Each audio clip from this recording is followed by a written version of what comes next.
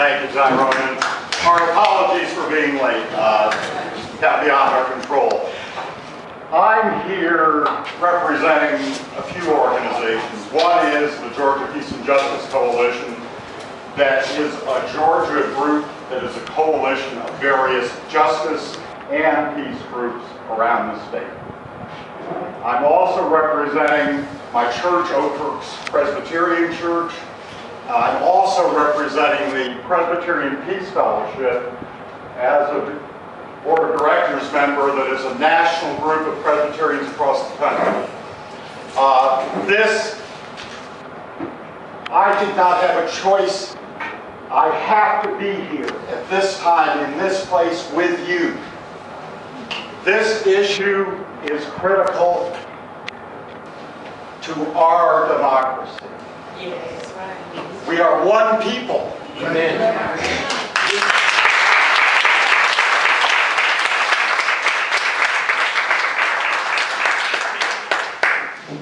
Tyrone spoke of our success last Thursday night as the second hand hit midnight.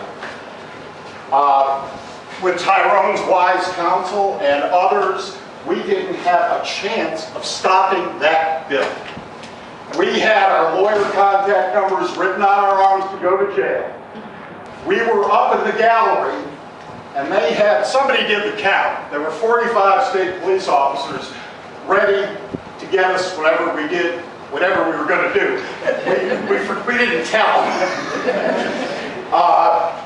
It never came down to that. As Tyrone said, the Speaker of the House of Georgia was intimidated by a number of union people, a number of Occupy Atlanta people. These young people I take my hat off to. They have a great heart and the guts to be out there.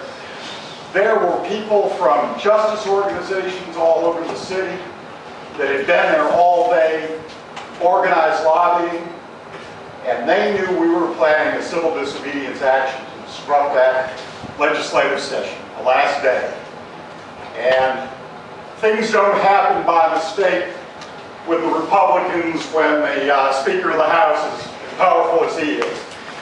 He chose not to bring that bill to the floor because it was fun watching, because the chair of the committee, the Industrial Relations Committee, you can tell who they had the relations with, was on the floor. And he was jumping around. He was just getting to be 20 minutes to 12, and he's going. And the Speaker of the House chose to ignore him. That's right.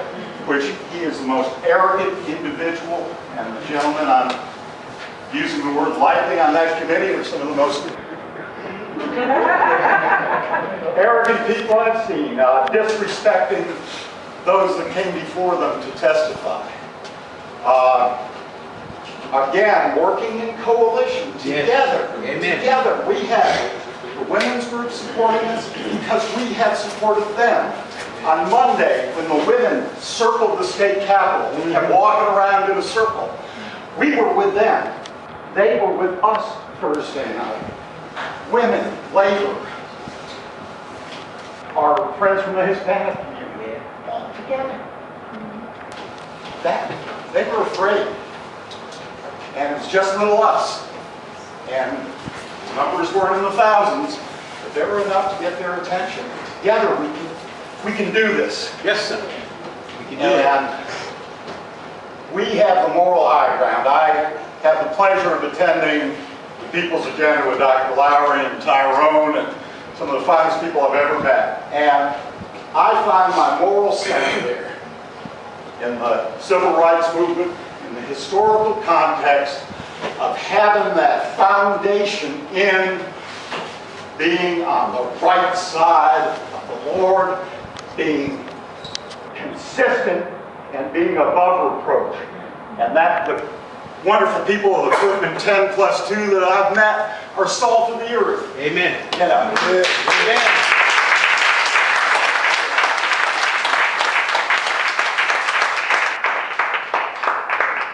As Dr. Lowry says, chaplains of the common good. Amen. And it is my pleasure to be here today. It was important for us to bring more people to be educated in the issues. Because once you hear about these issues, you are furious. And we need to spread that word. Last time I brought a man from Pennsylvania, who's one of the leaders in the Mennonite Church nationally. Came down, he was in town on some other business. I said, you want to go down to Quitman, explain? He said, sure. Came down, he was moved by that day here with you, that the Mennonite Church nationally is behind the Quitman 10+2.